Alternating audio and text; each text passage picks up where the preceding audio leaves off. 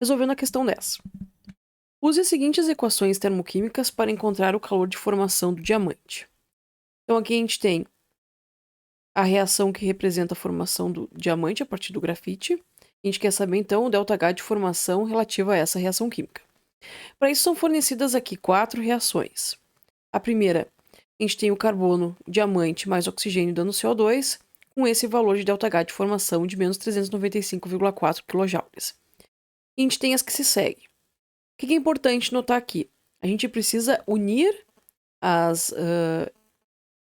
equações fornecidas aqui de modo a chegar na equação problema.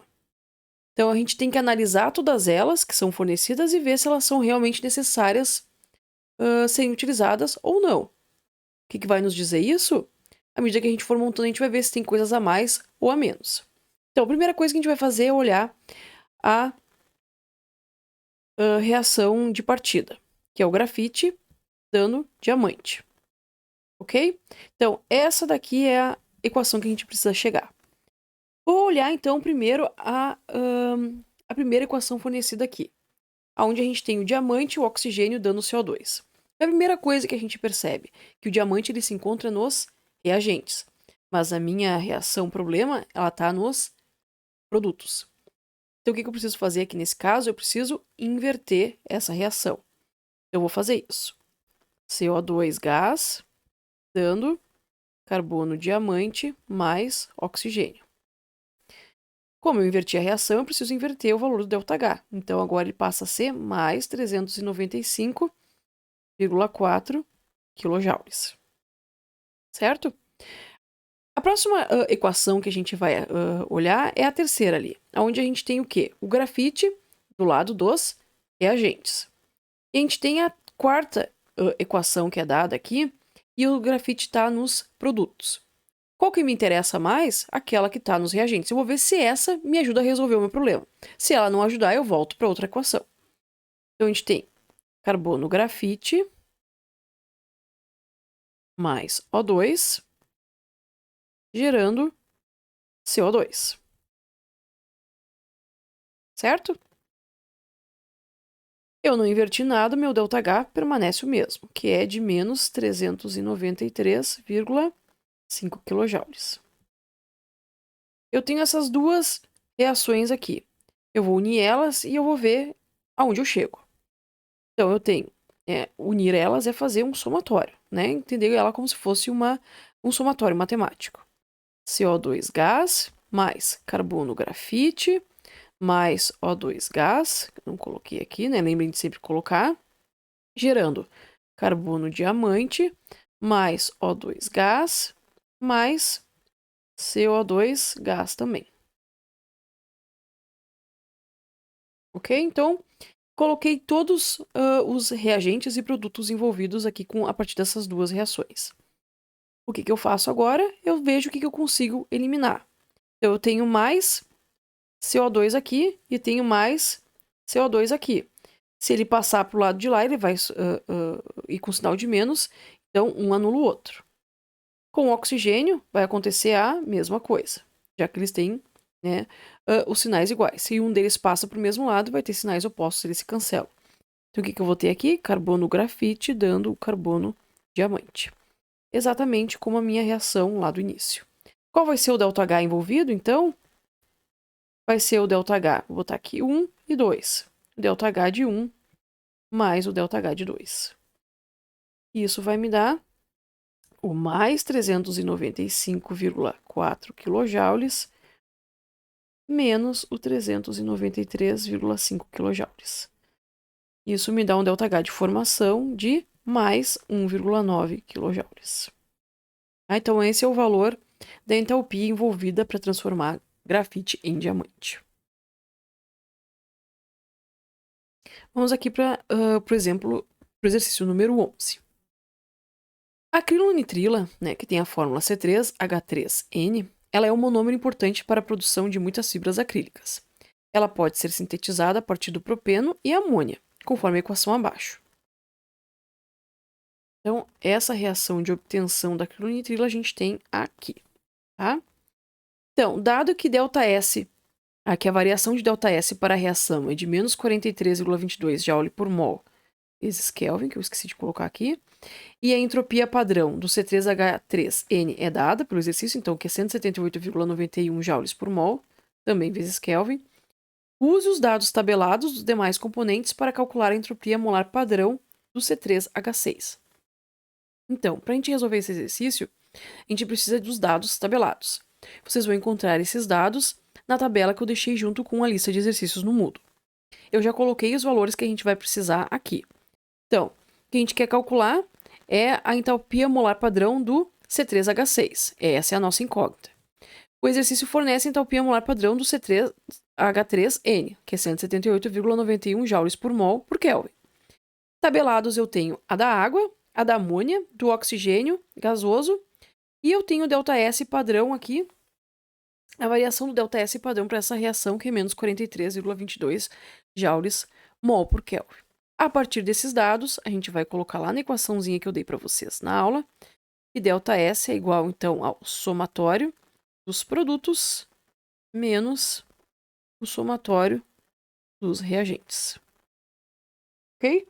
Então, a partir dessa equação, a gente vai conseguir determinar a entropia molar padrão para o C3H3N. Tá? Então, a gente vai fazer como? ΔS, a gente já sabe qual é o valor.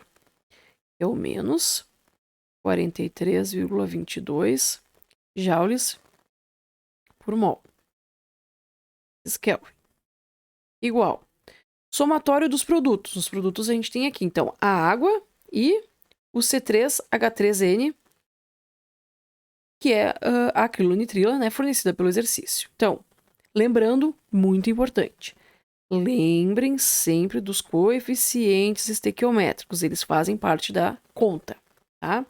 Então, a gente vai pegar ali o C3H3N, então vai ser, vou botar entre parênteses, 2 vezes 178,91 joules mol vezes Kelvin, mais 6 vezes a entropia molar padrão da água, que é 188,83 joules mol Kelvin.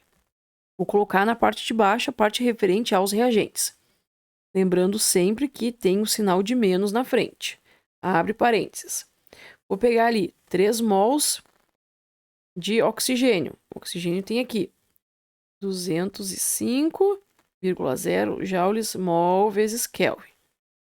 Mais, vou pegar com relação à amônia aqui, 2 vezes 192,5 joules mol por Kelvin.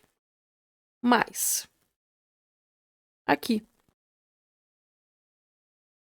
o propeno, que é aquilo que a gente quer descobrir. Então, mais 2x. Certo? Então, a partir disso, eu consigo calcular o valor de x, que é o que a gente quer, então, determinar. Vou colocar os valores aqui e não vou colocar as unidades de medida para não ficar tão poluído e porque o meu espaço aqui ficou um pouco pequeno, tá? Então, o que a gente vai ter?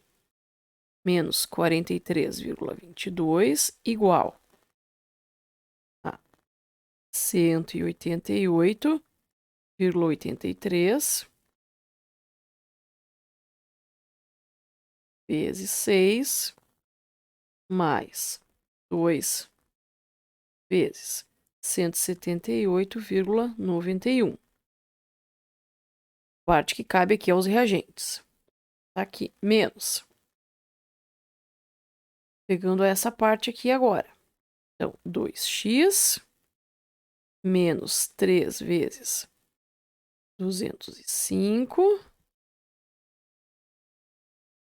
menos, vou botar o menos aqui para não confundir. Tá? Aqui, menos 2x, menos 3 vezes 205, menos 2 vezes 192,5. Vou ter o quê? Vou passar aqui para baixo.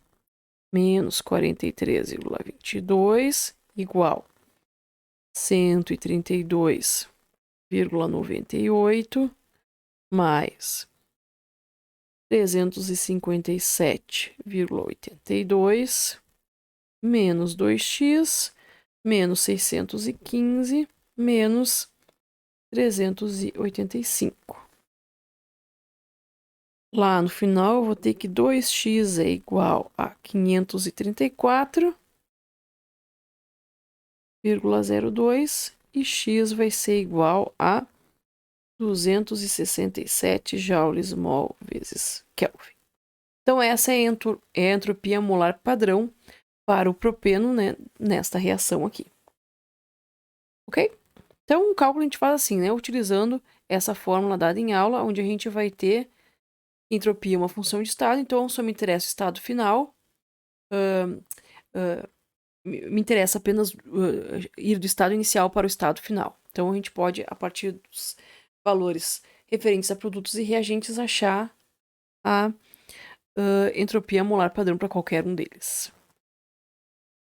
Vamos para a questão número 12. O politetrafluoretileno, o Teflon, então aquele polímero que a gente tem nas nossas frigideiras, que a gente faz o ovo para não grudar, ele se funde a aproximadamente 327 graus Celsius. Se o calor de fusão é de 5,28 kJ por mol, qual é a variação da entropia molar da fusão? Tá? Então, vamos escrever os dados que o exercício está nos fornecendo. A gente tem a temperatura de fusão aqui, que é de 327 graus Celsius. A gente tem o ΔH de fusão, que é 5,28 kJ por mol. E a gente quer descobrir qual que é o ΔS da fusão. Na aula a gente viu que a gente tem que ΔS é igual ao ΔH dividido pela temperatura.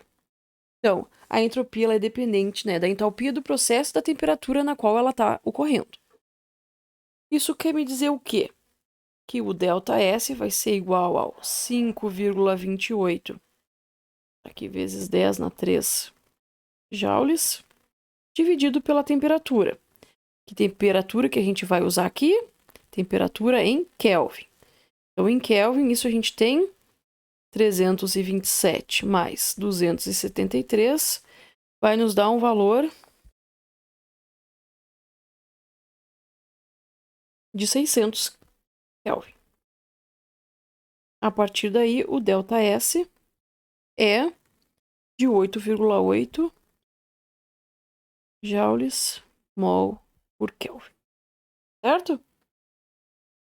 O que a gente chama atenção? Que esse valor de ΔS ele vai ser positivo porque a gente tem o quê? Um aumento da entropia, uma vez que a fusão significa o quê? Passagem do estado sólido para o estado líquido. Ok?